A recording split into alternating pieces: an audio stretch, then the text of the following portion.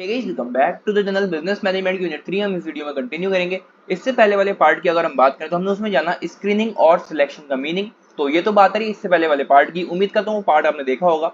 अगर आपने वो पार्ट नहीं देखा या फिर कोई भी टॉपिक कोई भी वीडियो आपका मिस हो गया है तो प्लेलिस्ट बनी हुई है बिजनेस मैनेजमेंट की, वहां से जाके आप उनको देख सकते हैं। आगे बढ़ते हैं उस टॉपिक की तरफ जो हमें इस वीडियो में कवर करना है, जिसका नाम है सिलेक्शन प्रोसेस। तो सिलेक्शन क्या होता है? बेसिकली लोगों को सिलेक्ट करना जॉब देने के लिए, ठीक है। तो अब क्या वो ऐसे ही हो जाता है? हम इतने सारे लोग आए, हमने उनको ऐसे ही सिलेक्ट कर लिया? नहीं, उसका एक पूरा प्रोसेस रहता है, उसके कुछ स्टेप्स रहते हैं।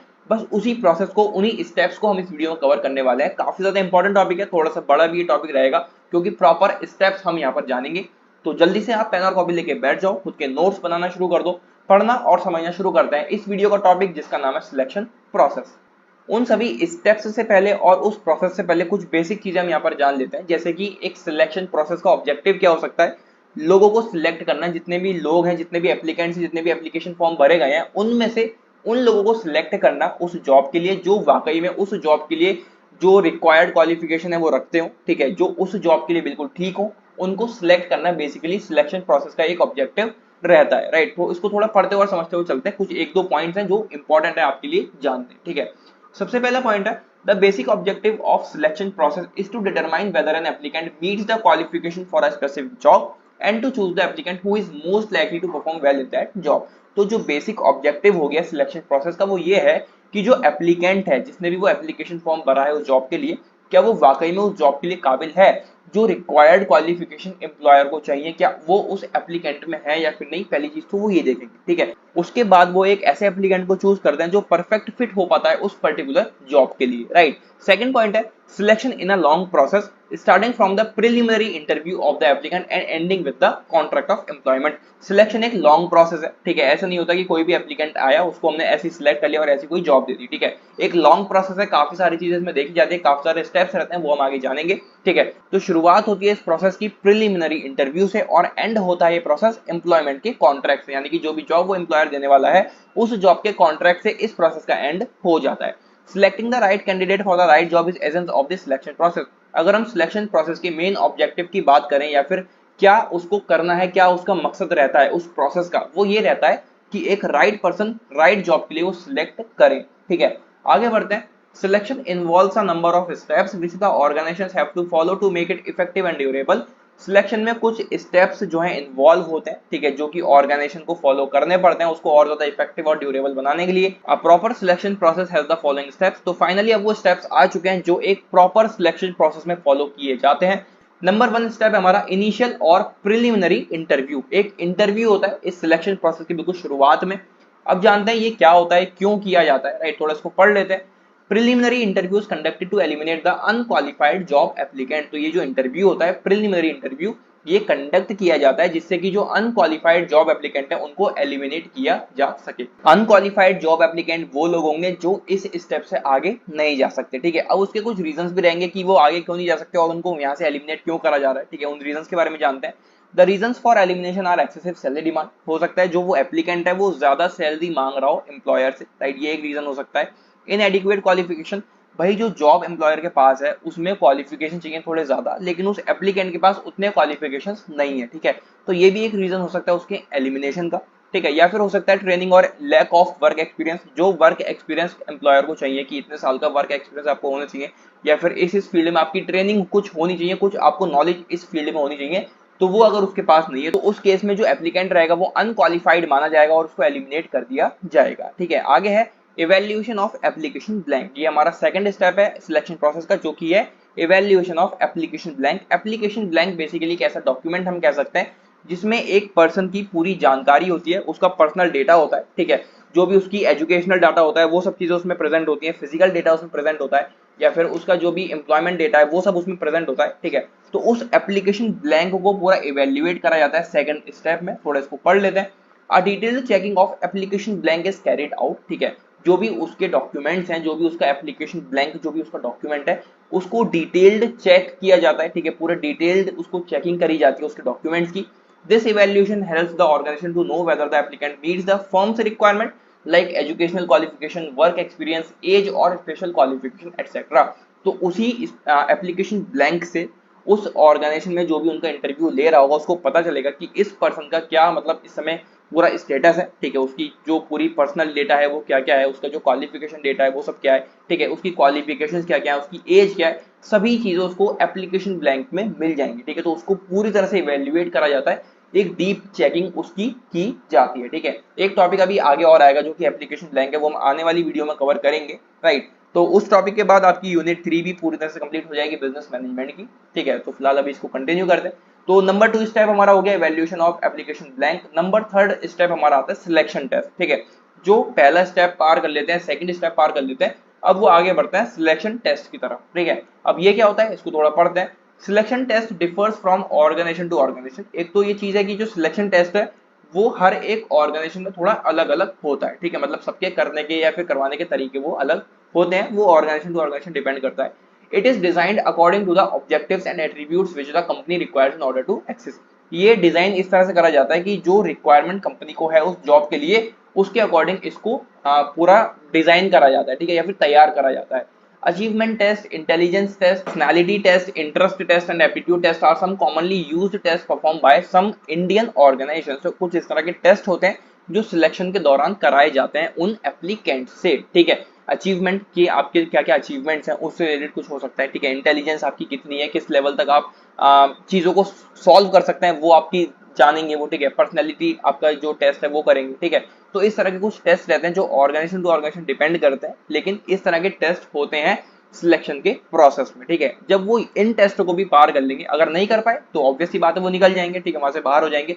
जो इनको पार कर लेंगे, इन सभी टेस्ट को जो अच्छे से कंप्लीट कर लेंगे, वो फिर फोर्थ स्टेप पर आएंगे जो कि है कंडक्टिंग इंटरव्यू। फिर उनका एक और इंटरव्यू होता है।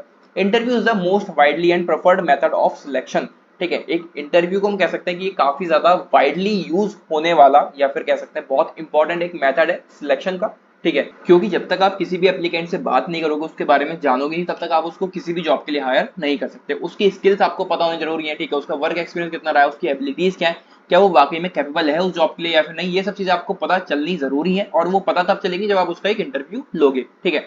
This helps the interviewer to understand the applicant abilities, skills, knowledge and जज his capabilities for the job. वही पॉइंट यहाँ पर आ गया कि जो इंटरव्यूअर है उसको उस इंटरव्यू से उस एप्लीकेंट के बारे में ये पता चलता है कि उसकी क्या एबिलिटीज है, क्या स्किल्स है, क्या उसको नॉलेज है, क्या वो उसकी कैपेबिलिटीज हैं, और वो कितना कैपेबल है उस जॉब के लिए, है भी या फिर नहीं। तो ये सब चीजें पता चलती हैं एक इंटरव्यूअर को एप्लीकेंट के बारे में उस इंटरव्यू के दौरान, ठीक है। Interviews can be classified as pattern interview, stress interview, depth interview and preliminary interview.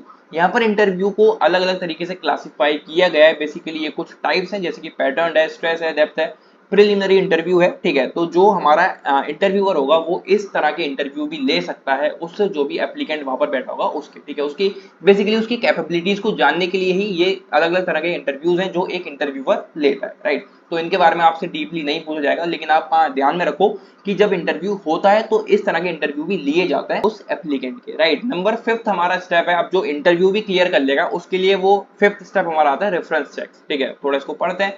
After the candidate is successful in interview, his her reference are checked. जब एक कैंडिडेट इंटरव्यू भी पास कर लेगा तो उसका रेफरेंस चेक किया जाएगा, ठीक है। रेफरेंस बेसिकली उसका एक पूरा बैकग्राउंड, ठीक है, उसको उस जॉब के बारे में कैसे पता चला, वो यहाँ तक कैसे आया, सब चीजें डीपली चेक करी जाती है। In this criteria background investigation of candidates are made. जैसे कि मैंने आपको बताया कि जो भी एप्लीकेंट होगा, जो भी कैंडिडेट होगा, उसका बैकग्राउंड बहुत डीपली, बहुत थॉरोली चेक किया जाता है। The main weakness of using references check as a screening device is that applicant usually provide only those references which are likely to make favorable comments about the applicant। तो उसका जो यहाँ पर reference check किया जाता है वो इसलिए किया जाता है क्योंकि जो एक एप्लीकेंट है, जो भी कैंडिडेट आया है, वो अपना रेफरेंस बताता है, सिर्फ अच्छे अच्छे पॉइंट्स वो देता है, ठीक है, कि मेरा ये बैकग्राउंड रहा है, मैंने इतना वहां पे काम किया है, मैंने इस जगह पर काम किया है, मैंने उसके साथ काम किया है।